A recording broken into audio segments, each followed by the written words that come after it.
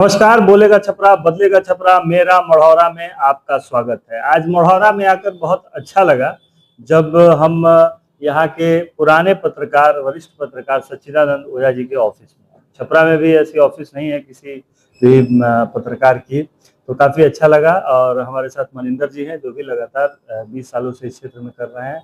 सच्चिदानंद ओझा जी वरिष्ठ पत्रकार हैं, लगातार मढ़ौरा में पत्रकारिता के क्षेत्र में काम कर रहे हैं।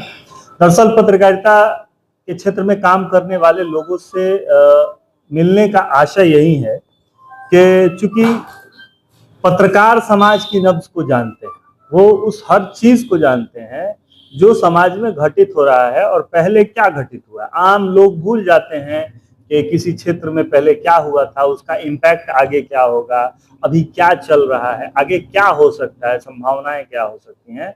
यानी भोजपुरी में कहल जाओ तो समाज के हीर हीर से वाकिफ होला पत्रकार, यानी रग रग से वाकिफ होता है पत्रकार। और उससे बात करने पर ही पता चलेगा कि असल स्थिति जो है किसी भी क्षेत्र की क्या है। तो इस वक्त हम लोग मढ़ौरा 117 विधानसभा क्षेत्र में मौजूद हैं। हमारे साथ दोनों पत्रकार बंधु उपस्थित हैं और इन लोगों से बात करेंगे। सच्चिदानंद जी, आपका बहुत बहुत स्वागत है हमारे कार्यक्रम में। धन्यवाद। सच्चिदानंद जी, सवाल आपसे यही है कि मढ़ौरा की राजनीति जो एक 1990 से पूरे बिहार में चला, सामाजिक न्यायीकरण, समाज में जो ऊंच नीच की राजनीति थी उसको लेकर आगे बढ़ा, तो बहुत सारे पॉलिटिकल डायलेमा हुए, बहुत सारे पॉलिटिकल फ्रेम तैयार हुए जिनसे होकर बिहार की राजनीति गुजरी। उससे अलग मढ़ौरा की स्थिति नहीं है। तो ये जो राजनीति हुई पिछले 30 साल 40 साल, उसमें मढ़ौरा को क्या मिला, क्योंकि मढ़ौरा ने बहुत कुछ देखा और सुना और सहा है, तो वो स्थितियां कैसी रही और उसका प्रभाव वर्तमान समय में क्या पड़ा, आपसे जानना चाहेंगे। देखिए, मढ़ौरा तो सबसे पहले आप जानिए, मढ़ौरा की पहचान एक औद्योगिक नगरी के रूप में थी और पिछले 4 दशकों में मढ़ौरा का ह्रास ही हुआ है। लोग कहते हैं कि समय के साथ विकास होता है, तो ठीक है, साधन संसाधन में तो कुछ बढ़ोतरी जरूर हुई, लेकिन जो इसका मुख्य जो पहचान इसका था वो मिट गया। औद्योगिक नगरी की एक पहचान थी, वो मिट गया। यहाँ पे ब्रिटिश के ज़माने से, अंग्रेजों के समय से 4-4 फैक्ट्रियाँ थी, जिसमें चीनी मिल का नाम सबसे ऊपर आता है, जो भारत की इसे जीके में तो प्रथम चीनी मिल बोला जाता है, लेकिन इससे पहले एक उड़ीसा में फैक्ट्री लगी थी, तो ये भारत की दूसरी चीनी मिल थी। यहाँ जो सारण इंजीनियरिंग फैक्ट्री है वो एशिया की सर्वोत्तम रोलर निर्माता फैक्ट्री थी और वो कई देशों में, बर्मा, भूटान, पाकिस्तान जगहों पर, अफ्रीका, युगांडा, यूक्रेन में भी ये यहाँ से रोलर निर्माण करके भेजती थी। वैसी फैक्ट्रियाँ, जो डिस्टिलरी की एक फैक्ट्री थी जो 100% डिस्टिलरी बनाने की क्षमता रखती थी, वो औद्योगिक नगरी चौपट हो गई पिछले 3 दशकों में, और उसको देखने वाला कोई नहीं। इस औद्योगिक नगरी के नाम पर, इस फैक्ट्री को चलाने के नाम पर खूब राजनीति होती रही। लोग एमपी और एमएलए का चुनाव जीतते रहे, हारते रहे, लेकिन किसी ने कुछ किया नहीं। एक जो मानसिकता होनी चाहिए इस यहाँ के औद्योगिक पहचान को लौटाने की, वो किसी ने देखा नहीं। मतलब इस चीनी मिल ने सबको मीठा खिला दिया है ना, सबको, किसी को एमपी बनाया, किसी को एमएलए बनाया, लेकिन उन्होंने मतलब जिस थाली में खाया उसी थाली में छेद हो गया। बिल्कुल, बहुत समय तक राजनीति इन बंद मिलों को चालू करने में चलती रही, और यहाँ तक कि 2015 में विधानसभा चुनाव के दौरान जब बिहार के दौरे पर मढ़ौरा में एक चुनावी सभा को संबोधित करने नरेंद्र मोदी खुद आए थे। उन्होंने कहा था कि हम इस चीनी मिल के मिठास को लौटाएंगे, ऑन रिकॉर्ड है, और उसके बाद भी कोई फॉलोअप नहीं हो सका। उसके बाद भी इस क्षेत्र में कहीं कोई स्पंदन नहीं हुआ, कहीं कुछ देखने को नहीं मिला। तो यहाँ के लोग ये मानते हैं कि भाई हम ठगे जा रहे हैं, ठगा हुआ महसूस करता है लोग हमेशा से ही। जबकि मढ़ौरा केवल औद्योगिक नहीं, शैक्षणिक, राजनीतिक स्तर पर, सांस्कृतिक लेवल पे भी एक इसका बहुत बड़ा पहचान है। यहाँ के मास्टर अजीज आपके भिखारी ठाकुर के समकक्ष थे। 500 से अधिक उनकी रचनाएं लिपिबद्ध हैं और हजारों ऐसी रचनाएं उनकी है जो अब तक किताबों में नहीं आ सकी है। इतना ही नहीं, वो जिस समय भिखारी ठाकुर ने नाच के माध्यम से अपनी अभिव्यक्ति शुरू की थी, उस समय ये कीर्तन के माध्यम से अपना अभिव्यक्ति शुरू किए थे। और बहुत मायने में भिखारी ठाकुर से कई मामले में ऊंचा भी थे, लेकिन उनको वो ख्याति नहीं मिल सकी जो भिखारी ठाकुर को मिली है। इसका अफसोस आज उनके परिजन मढ़ौरा के लोगों को भी है। यहाँ लक्ष्मी सखी जो सखी संप्रदाय के आपको संस्थापक थे, जिसमें बहुत सारे लोग हैं कृष्ण के रूप में राधा बन करके अपना आराधना करते, उस संप्रदाय के संस्थापक यहीं के थे। डॉक्टर गोरखनाथ जिनके बारे में हम आपको बताएं कि विश्वविख्यात अर्थशास्त्री थे। प्रथम पंचवर्षीय योजना जो हिक्स बनाने के लिए इंग्लैंड से भारत में आए थे जवाहरलाल जी के बुलाने पर, प्रधानमंत्री उस समय जवाहरलाल जी थे, और उनको पता नहीं था कि गोरखनाथ उस कैम्ब्रिज यूनिवर्सिटी के फर्स्ट क्लास फर्स्ट हैं, जिस कैम्ब्रिज यूनिवर्सिटी के फर्स्ट क्लास सेकंड हिक्स हैं, जो हमारे प्रथम पंचवर्षीय योजना बनाने के लिए आए थे। उस समय भी हिक्स ने गोरख बाबू को बुलाया और सारी परिकल्पनाएं जो रूपरेखा प्रथम पंचवर्षीय योजना की गोरख बाबू ने तैयार कराया, नाम केवल हिक्स का हुआ था। तो ये मढ़ौरा जो है हर दृष्टिकोण से, आजादी की लड़ाई में भी देखिए, यहाँ 7 गोरे सैनिकों को मार गिराया गया था, जिसकी चर्चा, जिसकी गूंज पूरे देश में ही नहीं, इंग्लैंड तक विदेशों में भी हुई थी। ऐसी ये बलिदानी धरती है। एक रामजीवन सिंह नाम का युवक, 16 वर्षीय युवक शहीद भी हुआ था अंग्रेज की गोली लगने से। तो ये एक तरह से कहिए कि सांस्कृतिक, राजनीतिक, राष्ट्रीयता, देश प्रेमियों की ये भी भूमि रही है, शिक्षाविदों की भूमि रही है, कलाकारों की भूमि रही है, और औद्योगिक नगरी के रूप में ये विकसित था अंग्रेज के जमाने से। 2004 से ये औद्योगिक नगरी, मतलब मोटा मोटी समझा जाए तो मढ़ौरा औद्योगिक रूप से, सांस्कृतिक रूप से, आर्थिक रूप से, शैक्षणिक रूप से पूर्णतः समृद्ध था 1980 के पहले, 1980 1990 के पहले, 90 के बाद मनिंदर जी ऐसा क्या हुआ, ऐसे कौन सी चीज हुई? मान लीजिए सरकारें तो आती जाती रहती हैं, पॉलिटिकल डाइफ्रेम बदलते रहता है, क्या यहाँ पे? मैंने सुना कि अपराध भी बहुत चरम सीमा पे था। एक दशक ऐसा था कि यहाँ पे गैंग वॉर्स हुआ करते थे, और उसी के नतीजन मढ़ौरा मिल फैक्ट्री पर भी असर पड़ा, ऐसा मतलब सुनने में आता है। क्या सच्चाई है? और क्या जाति की राजनीति ने भी मढ़ौरा की राजनीति को बहुत हद तक प्रेरित किया, और जिससे मढ़ौरा का जो ये पूरा एक ओपेरा था, एक सिनेरियो बदल गया? जी बिल्कुल, ये बात एकदम 100% सत्य है। हालांकि वो जो क्राइम के क्षेत्र में था, क्राइम था, लेकिन ऐसा गैंग वार टाइप का कुछ बहुत नहीं रहा है यहाँ। और ये जरूर है इस दशक में, 90 के दशक के बाद से जातीय गुलबंदी जो वोटिंग में होने लगी, इससे नेता काम करने से परहेज करने लगे। नेताओं को लगा कि हम काम करें, काम न करें, जिन्होंने काम न किया उनको भी वोट मिलता रहा, जिन्होंने काम किया उन्हें भी वोट नहीं मिलता रहा। इसका खामियाजा मढ़ौरा ने भोगा है। मढ़ौरा, जैसा कि ओझा जी ने भी बताया, कि मढ़ौरा ही एकमात्र ऐसा जगह है जिसका ह्रास हुआ है।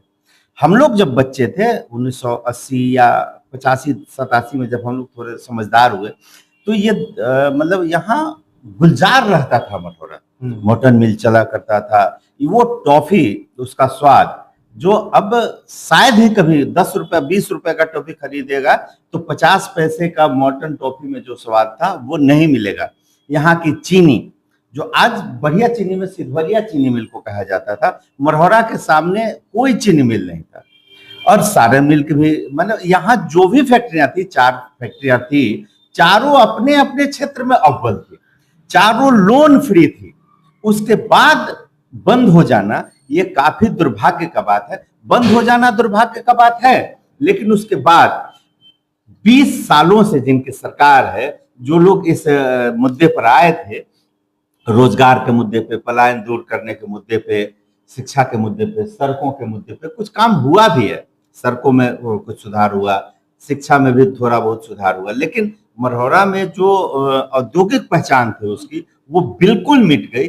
और इसका कोई प्रयास नहीं, किसी नेता के द्वारा नहीं किया जा रहा है कि उसको फिर से चालू किया जाए। सच्चिदानंद जी, एक सवाल आपसे है कि क्या ये स्टेटस जो है, मतलब जातीय गुलबंदी की जो राजनीति हुई पिछले 20 साल में, 30 साल में मढ़ौरा में, क्या अभी भी यहाँ के नेता उसी भरोसे हैं, या विकास करना चाहते हैं, या कोई परिवर्तन हुआ है लोगों की सोच में? क्या स्थिति है, वर्तमान स्थिति क्या है, अगर राजनीतिक दृष्टि से पूछे आपसे? क्योंकि जो सिनेरियो था वो बीत गया, जो बीत गई सो बात गई, उस पर हम कितनी चर्चा करें। वर्तमान स्थिति क्या है? क्या यहाँ के लोग आगे बढ़ने के लिए तैयार हैं पिछली चीजों को भुला के? क्या यहाँ नई औद्योगिक व्यवस्थाएं बन सकती हैं? क्या जो हम लोग एक्सपेक्ट कर रहे हैं, क्योंकि आप लोग पढ़े लिखे हैं, बुद्धिजीवी हैं, और भी मरौरा के लोग जो है, ऐसा नहीं है, यहाँ पे तो बहुत सारे लोग होंगे, तो क्या ये सब लोग चाहते हैं कि मरौरा में एक आमूलचूल परिवर्तन हो, और क्या उसकी स्थिति बन रही है? देखिए, बिहार में जातिगत आधार पे वोटिंग की बात को काफी दिनों से ये चर्चा में रहा है, और मरौरा भी बिहार के ही अंदर है। तो जातीय प्रभाव से हट जाना, ये कहना अभी संभव नहीं है। राजनीति में जातिगत जो प्रभाव है वो रहेगा, और तब तक रहेगा जब तक राजनीतिक पार्टियां आज भी जातीय आधार पर टिकट का निर्धारण करती है कि भाई जिस विधानसभा क्षेत्र में किस जाति का ज्यादा प्रभाव है वहां सर्वे कराती है, उस हिसाब से वोट ये कैंडिडेट निर्धारित करती है। लेकिन केवल जातिगत वोट के आधार पर अब विधायक बनना मेरे हिसाब से संभव नहीं है। रिगार्डिंग मढ़ौरा बात करें, मढ़ौरा में भी अब पिछला चुनाव को ले, राजद के जितेंद्र कुमार राय तीसरी बार विधायक बन गए। बहुत सारे लोगों की नाराजगी भी थी। यहाँ एक प्रयोग जदयू ने किया मुस्लिम कैंडिडेट को उम्मीदवार बनाकर कि अगर एनडीए का वोट सवर्ण हमारे साथ है और मुस्लिम उधर से मेरे पास आ जाएगा तो हम चुनाव जीत जाएंगे। लेकिन मुस्लिमों ने अल्ताफ राजू को साथ नहीं देकर के राजद के साथ ज्यादा अपना समर्थन दिखाया। नहीं, उसमें एक और चीज हुई, जहां भी मुसलमान डोमिनेटेड एरिया था, उल्हनपुर या नगरा, वहां जब जैसे कुछ मुसलमान चेंज हुए अल्ताफ आलम की तरफ, वैसे ही हिंदू वोट जो था वो छिटक के फिर राजद की तरफ आ गया। मतलब दोनों चीजें हुई, यानी कहने का मतलब है कि जिसका जो कैडर वोट था वो उसको नहीं मिला, वो पलट के दूसरी जगह चला गया। नहीं, उसी यही बात बोल रहे हैं कि केवल जातीय आधार पर वोटिंग की बात धीरे धीरे अब कम हो रही है। ये शुरुआत भर है, लेकिन जिस तरह से परिस्थितियां बदल रही हैं, लोग डेवलपमेंट के लिए वोटिंग करना चाह रहे हैं या डिमांड भी रखते हैं, काम भी खोजते हैं। अगर उस तरह से लोगों में चेंजिंग आ जाए, अगर लोग यहाँ के विकास के लिए अगर कोई मुद्दा उठाए उसके लिए वोटिंग करें, तो निश्चित तौर पे वो काम होगा भी। लेकिन ऐसा होता नहीं है। लोग मुद्दा तो उठाते हैं, बात तो करते हैं, लेकिन जब चुनाव आता है, वोटिंग का समय आता है, तो निश्चित तौर पे दलीय राजनीति में, दल में, जाति में जरूर है, और वही कारण होता है कि आप मेन मुद्दा से भटक जाते हैं। बहुत पहले हम लोग एक कहानी पढ़ते थे कि शिकारी आएगा, दाना डालेगा, जाल बिछाएगा, फंसना मत, लेकिन हर बार जनता फंस जाती है। आंतरिक इच्छा अगर हम पूछे मढ़ौरा के जो निवासी हैं, जो मढ़ौरा के लोग, क्योंकि कहीं ना कहीं हर आदमी, हिंदू हो, मुस्लिम हो, सिख हो, ईसाई हो, ब्राह्मण हो, राजपूत हो, भूमिहार हो, यादव हो, दलित हो, एससी जो हो, जो भी जाति हो या जिस धर्म के लोग हो, सरकारी व्यवस्थाएं जो है, सड़क हो, बिजली हो, पानी हो, अस्पताल हो, उससे जूझता है और दिन ब दिन जूझता है। और जो सरकारी दफ्तर है उनके भ्रष्टाचार से जूझता है। इन सभी समस्याओं से जूझने के बाद भी क्या कोई आंतरिक इच्छा जगी है यहाँ के लोगों में कि बदलाव हो सकता है, बदलाव करना चाहिए, या फिर वही होगा इस बार 2025 में भी कि फिर शिकारी आएगा, दाना डालेगा, जाल बिछाएगा? और देखिए, अगर हमारी बात से हमने जो ऑब्जर्व किया है इस मढ़ौरा, तो इस विधानसभा क्षेत्र में या आसपास के क्षेत्रों में भी राजनीतिक सूझबूझ अभी भी जितनी होनी चाहिए लोगों में वो नहीं है। प्रतिदिन शिक्षा, स्वास्थ्य, रोड, बिजली जैसी मूलभूत समस्याओं से लोग जूझते हैं। जब दिक्कत कठिनाई होती है तो सरकार को कोसते भी हैं, पत्रकार के पास आते हैं, हाँ, अपनी समस्याओं को बताते हैं, करते हैं, लेकिन वो दोषी भी मानते हैं। मैंने क्या कहते हैं उसको, अपने हालत के लिए पत्रकारों को दोषी मान लेते हैं, अपने को नहीं। ये लोग कुछ नहीं कर रहा है, ये लोग कुछ नहीं कर, वो कुछ नहीं। और जैसे पूरे बिहार में जो सिनेरियो है पूरे बिहार में लोग जातीय गोलबंदी बनाते हैं, वोट वही चीज है।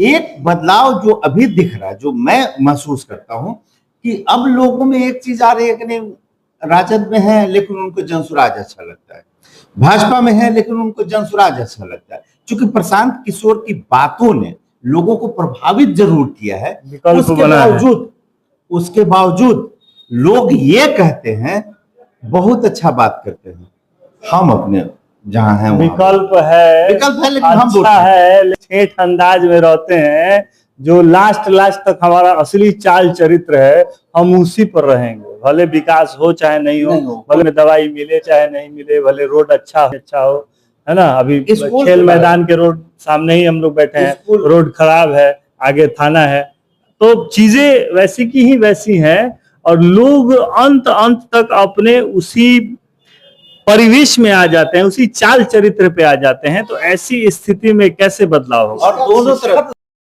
है कि 3 साल से 3 टर्म MP और MLA बदला नहीं, चीनी मिल चला नहीं, कोई फैक्ट्री चली नहीं। तो अगर आप इस मुद्दे पर वोट कर रहे थे तो फिर हराया कैसे नहीं? और एक बात, यहाँ एक डिग्री कॉलेज नहीं बना आजादी के बाद से अभी तक। मढ़ौरा में एक डिग्री कॉलेज नहीं, यहाँ के बच्चियों को पढ़ने के लिए छपरा जाना पड़ता है, और या कम से कम अमनौर जाना पड़ता है। अमनौर की भी स्ट्रेंथ क्या होगी? पूरे अनुमंडल में अगर एक डिग्री कॉलेज है तो उसकी स्ट्रेंथ क्या होगी, कितने बच्चे पढ़ पाएंगे? वहां लड़के भी पढ़ते हैं, लड़कियां। क्योंकि मढ़ौरा अनुमंडल है, प्रखंड है, मतलब एक सेंटर है। सारण जिले में बस 3 ही अनुमंडल है, उनमें से एक अनुमंडल है और यहाँ पे डिग्री कॉलेज नहीं है। 6 प्रखंड है उसके अंदर, 6 प्रखंड है और एक डिग्री कॉलेज है, वो अमनौर में है।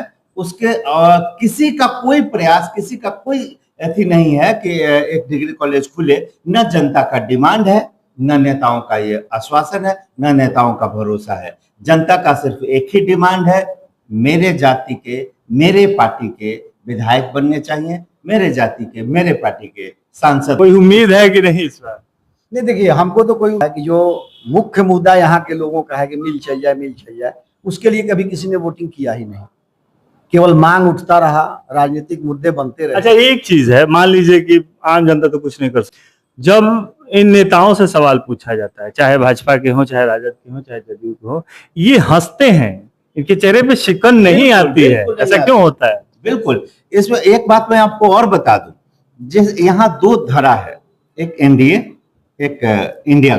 तो इंडिया गठबंधन के जो वोटर हैं, उनका सारा सवाल एनडीए के नेताओं से है, और एनडीए के जो लोग हैं, वोटर हैं, उनका सवाल इंडिया गठबंधन। ये लोग फुटबॉल खेलते हैं, बस ये गेंद जनता बीच में दौड़ती रहे, कभी गेंद उधर, कभी गेंद इधर। की बात करता हूँ मैं, नेताओं की बात नहीं करता हूँ। नेता दोषी है ही नहीं इस हाल के लिए, इस हालात के लिए जनता दोषी है। जनता की मैं बात करता हूँ। जनता जो एनडीए के वोटर हैं, उनका सारा सवाल इंडिया गठबंधन या राजद से के लोगों से, कांग्रेस के लोगों से।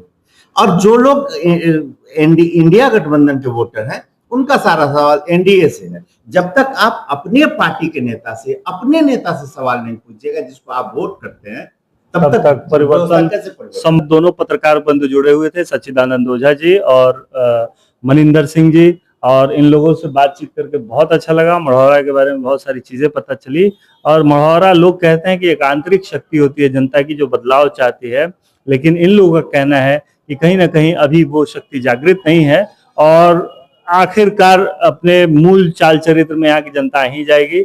जात और जमात की राजनीति होगी, और फिर नतीजा ढाक के 3 पात होगा। मढ़ौरा का अधूरा विकास रह ही जाएगा। बोलेगा छपरा, बदलेगा छपरा। मेरा मढ़ौरा के लिए अभी तक के लिए इतना ही। धन्यवाद।